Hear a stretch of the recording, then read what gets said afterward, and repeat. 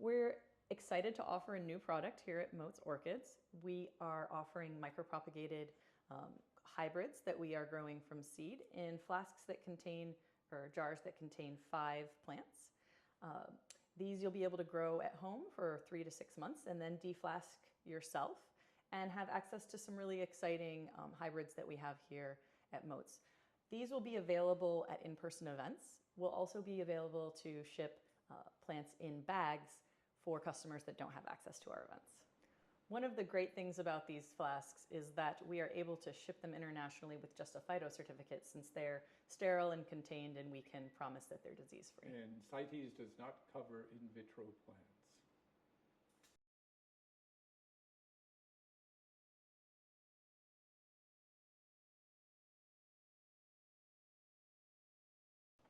In order to remove your plants from the jar, you're going to want to remove the tape from around the edge of the jar.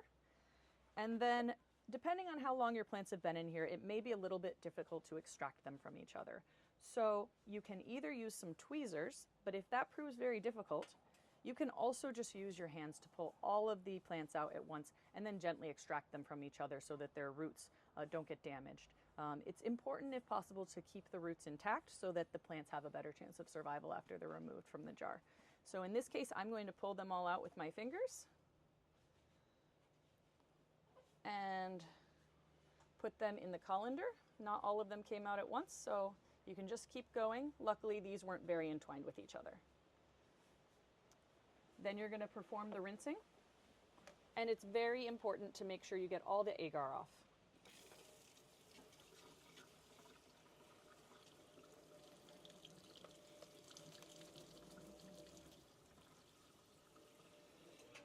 It may take a little bit more effort than that. You want to inspect them to make sure there's none left, and then dry them on the newspaper. An essential step in the process is drying the plant out so that it can adjust its roots to the aerobic conditions which it's going to experience. So we typically do this on newspaper like this, and actually when we're doing it commercially we do it on burlap, but we always in the past use newspaper, letting it dry for anywhere from 12 to 24 hours so that those roots can acclimatize themselves.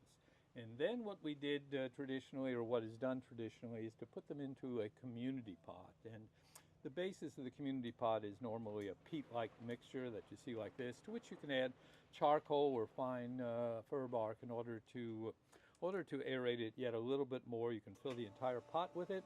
We like to pour boiling water over the mixture. Even though we're starting out with new clean materials, we want to make sure it's as clean as possible. Once those roots have adjusted to the air, then they can be planted into that small pot. Okay, good. The other thing we like to do is dip the plants into a high phosphorus solution, and I'm going to show you how to put these into this community pot.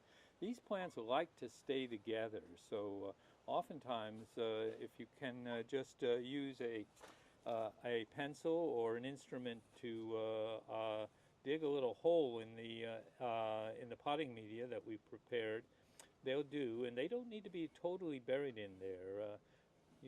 The most important thing to know about seedling orchids is you want to treat them as much as possible in the same way that you would treat mature plants. So they're going to want to dry out a little bit. We have a nice moist media here. We have a clay pot which will transpire water.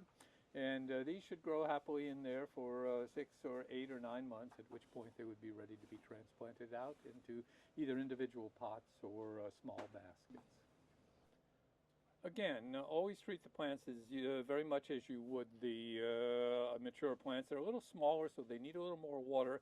Make sure that the media has basically barely dried out, and then you want to water them very heavily and let them dry out in between, as you would with most orchids. In larger quantities, and if you have the facilities, it's possible to just remove the plants, and instead of placing them on paper, placing them on burlap here, which we added some time-release fertilizer to. And these plants are set on a timer which comes on twice a day, so they get watered morning and evening. They dry out very quickly on the burlap, but they will root very rapidly into it, and within 6 months these plants will be ready to transplant.